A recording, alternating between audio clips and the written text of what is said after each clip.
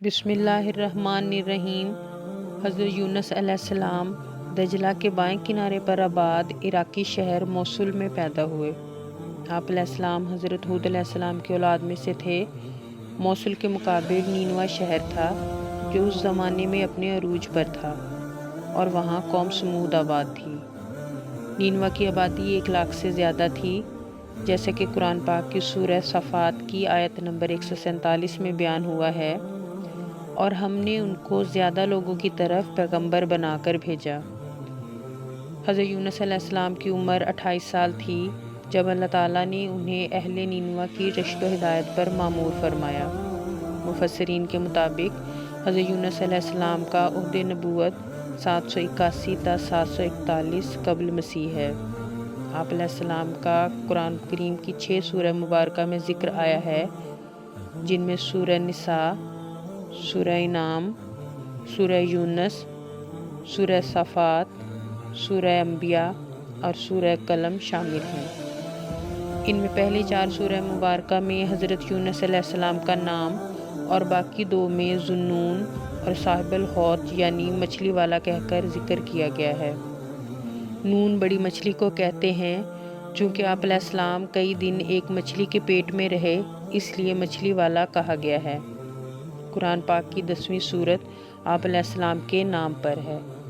حضرت یونس علیہ السلام ایک عرصے تک نینوا کے لوگوں کو توحید کی دعوت دیتے اور بت پرستی سے روکتے رہے، مگر قوم نے ان کی دعوت قبول کرنے سے صاف انکار کر دیا۔ صرف یہی نہیں، غرور و تکبر میں مبتلا قوم دیگر نافرمان اقوام کی طرح آپ علیہ السلام کی دعوت کا مذاق بھی اڑاتی رہی۔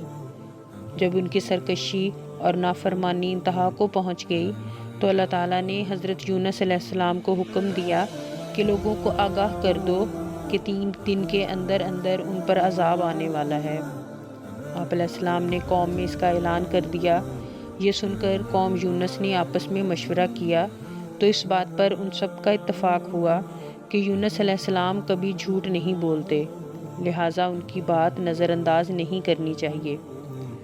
مشورے میں یہ بھی طے پایا کہ دیکھا جائے کہ اگر یونس علیہ السلام رات بستی کے اندر اپنے گھر میں مقیم رہتے ہیں تو سمجھ لو کچھ نہیں ہوگا، اور اگر وہ یہاں سے کہیں اور چلے جاتے ہیں تو یقین کر لو کہ صبح عذاب ضرور آئے گا۔ حضرت یونس علیہ السلام رات کو اس بستی سے نکل گئے۔ صبح ہوئی تو عذاب الہی ایک سیاہ دھوئیں اور بادل کی شکل میں بستی والوں کے سروں پر منڈلانے لگا۔ جب ان کے قریب ہونے لگا تو لوگوں کو یقین ہو گیا کہ اب وہ سب ہلاک ہونے والے ہیں۔ ویڈیو میں مزید آگے بڑھنے سے پہلے چینل کو سبسکرائب کریں، ویڈیو کو لائک اور شیئر کریں، اپنی قیمتی رائے دینے کے لیے کمنٹ کریں۔ یہ دیکھ کر حضرت یونس علیہ السلام کو تلاش کیا گیا کہ ان کے ہاتھ پر ایمان لے آئیں اور توبہ کر لیں، مگر آپ علیہ السلام کو نہ پایا تو خود ہی اخلاص نیت کے ساتھ توبہ و استغفار کرنے لگے اور اپنے گھروں سے ایک میدان میں نکل گئے۔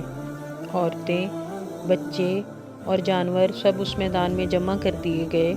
تمام بستی والے ٹاٹ کے کپڑے پہن کر عجز و انکساری کے ساتھ توبہ کرنے اور عذاب سے پناہ مانگنے میں اس طرح مشغول ہوئے کہ پورا میدان آہ و بکا سے گونجنے لگا۔ اللہ تعالیٰ نے ان کی توبہ قبول فرمائی اور ان سے عذاب ہٹا دیا۔ روایت میں ہے کہ یہ یوم عاشوراء یعنی 10ویں محرم کا دن تھا۔ ادھر حضرت یونس علیہ السلام بستی سے باہر اس انتظار میں تھے کہ اب اس قوم پر عذاب نازل ہوگا۔ ان کے توبہ استغفار کا حال انہیں معلوم نہ تھا۔ جب عذاب ٹل گیا تو انہیں فکر ہوئی کہ اب قوم مجھے جھوٹا قرار دے دے گی، کیونکہ میں نے اعلان کیا تھا کہ 3 دن کے اندر عذاب آ جائے گا۔ اس قوم کا قانون تھا کہ جس شخص کا جھوٹ معلوم ہو اور وہ اپنے کلام پر کوئی شہادت پیش نہ کر سکے تو اسے قتل کر دیا جاتا تھا۔ حضرت یونس علیہ السلام کو فکر ہوئی کہ انہیں بھی جھوٹا قرار دے کر قتل کر دیا جائے گا۔ اس رنج و غم اور پریشانی کے عالم میں اس شہر سے نکل جانے کا ارادہ کر کے چل دیے، یہاں تک کہ بحیرہ روم کے کنارے پہنچ گئے۔ وہاں ایک کشتی دیکھی جس میں لوگ سوار تھے۔ آپ علیہ السلام کو ان لوگوں نے پہچان لیا اور کرائے کے بغیر ہی سوار کر لیا۔ کشتی روانہ ہو کر جب وسط میں پہنچی تو دفعتاً ٹھہر گئی۔ آگے بڑھتی ہے اور نہ پیچھے۔ کشتی والوں نے منادی کی کہ ہماری اس کشتی میں کوئی ظالم گناہگار یا بھاگا ہوا غلام سوار ہو جاتا ہے تو یہ کشتی خود بخود رک جاتی ہے۔ ایسے آدمی کو چاہیے کہ خود کو ظاہر کر دے تاکہ اس کی وجہ سے سب پر مصیبت نہ آئے۔ اس پر حضرت یونس علیہ السلام بول اٹھے کہ وہ بھاگا ہوا غلام اور گناہگار میں ہوں، کیونکہ اپنے شہر سے نکل کر کشتی میں سوار ہونا ایک طبعی خوف کی وجہ سے تھا، بإذن الہی نہ تھا۔ اللہ تعالیٰ کے حکم کے بغیر یوں چلے آنے کو حضرت یونس علیہ السلام کی پیغمبرانہ شان نے ایک گناہ قرار دیا۔ پیغمبر کی کوئی نقل و حرکت بلا اذن الہی نہیں ہونی چاہیے۔ بہرحال آپ علیہ السلام نے فرمایا کہ مجھے دریا میں ڈال دو تو تم سب اس عذاب سے بچ جاؤ گے، مگر کشتی والے اس پر تیار نہ ہوئے۔ انہوں نے قرعہ اندازی کی تاکہ جس کا نام نکلے اسے دریا میں ڈالا جائے، لیکن قرعہ اندازی میں بھی آپ علیہ السلام کا ہی نام نکل آیا۔ لوگوں کو اس پر تعجب ہوا تو کئی مرتبہ قرعہ اندازی کی گئی اور ہر مرتبہ آپ علیہ السلام ہی کا نام آتا۔ قرآن کریم کی سورہ صفات کی آیت نمبر 141 میں اس قرعہ اندازی اور حضرت یونس علیہ السلام کا نام نکلنے کا ذکر موجود ہے۔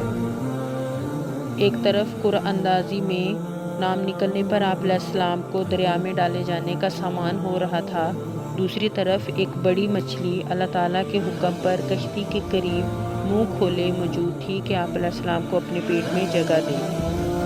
حضرت یونس علیہ السلام جیسے ہی پانی میں گئے، مچھلی نے فوراً انہیں اپنے پیٹ میں لے لیا۔ حضرت یونس علیہ السلام اس مچھلی کے پیٹ میں 40 روز رہے۔ یہ انہیں زمین کی تہہ تک لے جاتی اور دور دراز کی مسافتوں میں پھراتی۔ حضرت یونس علیہ السلام کے شکم ماہی میں رہنے کی مدت میں اختلاف پایا جاتا ہے۔ بعض نے 7 دن، بعض افراد نے 5 دن اور کئی ایک نے چند گھنٹے لکھی ہے، لیکن حقیقت تو رب سبحانہ کو ہی معلوم ہے۔ اس حالت میں حضرت یونس علیہ السلام اللہ تعالیٰ سے توبہ استغفار کرنے میں مشغول رہے۔ آپ نے اللہ تعالیٰ سے دعا فرمائی، لا الہ الا انت سبحانک انی کنت من الظالمین۔ اللہ تعالیٰ نے آپ علیہ السلام کی دعا قبول فرمائی اور مچھلی نے آپ علیہ السلام کو بالکل صحیح سالم حالت میں کنارے پر ڈال دیا۔ مچھلی کے پیٹ کی گرمی سے ان کے بدن پر کوئی بال نہ رہا تھا۔ اللہ تعالیٰ نے ان کے قریب ایک درخت اگا دیا جس کے پتوں کا سایہ آپ علیہ السلام کے لیے راحت کا سبب بن گیا۔ کہا جاتا ہے کہ یہ درخت ایک بیل نما تھا جسے عام طور پر کدو کی بیل کہا جاتا ہے، کیونکہ اس بیل کے پتے گھنے اور بڑے ہوتے ہیں اور اس کا سایہ راحت بخش ہوتا ہے۔ نیز ایک جنگلی بکری اللہ تعالیٰ کے حکم سے صبح شام آپ علیہ السلام کے پاس آ کھڑی ہوتی اور آپ علیہ السلام اس کا دودھ پی لیتے، اور اس طرح خداوند عالم نے آپ علیہ السلام پر اپنی رحمت کی اور آپ کو دوبارہ قوم کی طرف رسول مقرر کیا۔ کہا جاتا ہے کہ آپ کو دوبارہ اسی قوم کی طرف رسول مقرر کیا گیا اور اس مرتبہ ساری قوم آپ علیہ السلام پر ایمان لے آئی۔ سبحان اللہ۔ ویڈیو اینڈ تک دیکھنے کا شکریہ۔ جزاک اللہ۔